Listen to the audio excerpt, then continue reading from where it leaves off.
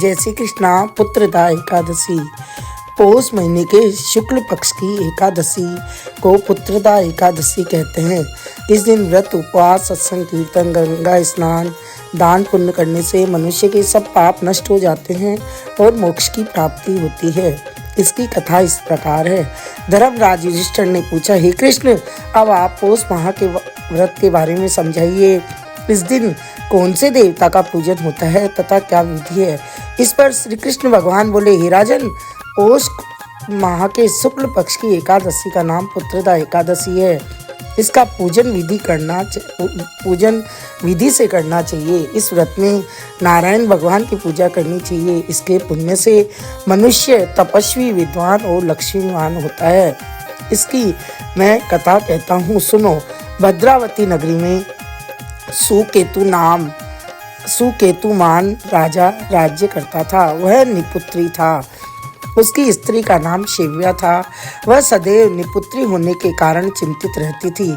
इस पुत्रहीन राजा के पितर रो रो कर पिंड लेते थे और सोचा करते थे कि इसके बाद हमें कौन पिंड देगा। इधर राजा को भी राज्य वैभव से भी संतोष नहीं होता था। इसका एकमात्र कारण था पुत्रहीन होना। यह राजा विचार करता था कि मेरे मरने पर मुझे कौन पिंडदान देगा। बिना पुत्र के पितरों और देवताओं से ऋण नहीं हो सकते। जिस घर में पुत्र ना हो वहाँ सदैव अंधेरा ही रहता है।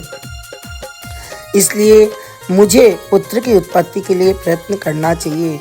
पूर्व जन्म के कर्मों से ही इस जन्म में पुत्र, धन आदि मिलते हैं। इस तरह राजा रात दिन इसी चिंता में लगा रहता था। एक दिन राजा ने अपना शरीर त्याग करने की सोची, परंतु विचार करने लगा कि आत्मघात करना महापाप है। राजा इस तरह मन में विचार कर एक दिन छिपकर वन को चल दिया। राजा घोड़े पर सवार होकर वन में पक्षियों और वृक्षों को देखने लगा। हाथी अपने बच्चों और हथनिया के बीच में घूम रहे थे। राजा सोच विचार में लग गया। राजा प्यास के कारण अत्यंत बेचैन होने लगा और पानी की तलाश में आगे बढ़ा। कुछ ही आगे जाने पर उसे एक ऐसा सरोवर मिला। उस सरोवर के चारों तरफ मुनियों के आश्रम बने थे। उस समय राजा की दाहिनी अंग फड़कने लगे। राजा मन में प्रसन्न होकर सरोवर के किनारे बैठे हुए मुनियों को देखकर घोड़े से उतरा और दंडवत करके प्रणाम किया और उनके सामने जाकर बैठ गया। राजा को देखकर मुनीश्वर बोले, हे राजन, हम तुमसे अत्यंत प्रसन्न हैं।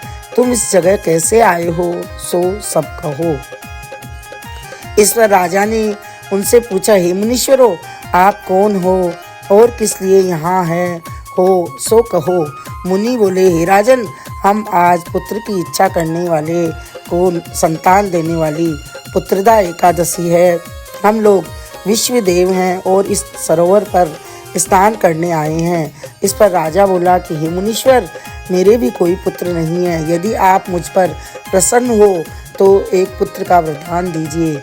मुनि बोला, हे राजन, आज पुत्रदा एकादशी है, आप इसका अवश्य ही व्रत करें। भगवान की कृपा से आपके अवश्य ही पुत्र होगा। मुनि के वचनों के अनुसार राजा ने एकादशी का व्रत किया और द्वादशी को पारायण किया और मुनियों को प्रणाम करके अंत में वह अपने महल को वापस आया। अंत में रानी ने गर्भ धारण किया और 9 महीने के पश्चात उसके एक पुत्र रत्न पैदा हुआ। वह राजकुमार अंत में अत्यंत वीर, धनवान, यशस्वी और प्रजापालक हुआ। श्री कृष्ण भगवान बोले, हे राजन, पुत्र प्राप्ति के लिए पुत्रदा एकादशी का व्रत अवश्य करना चाहिए। जो मनुष्य इसका महात्म श्रवण व पठन करते हैं उनको स्वर्ग की प्राप्ति होती है। बोले विष्णु भगवान की जय।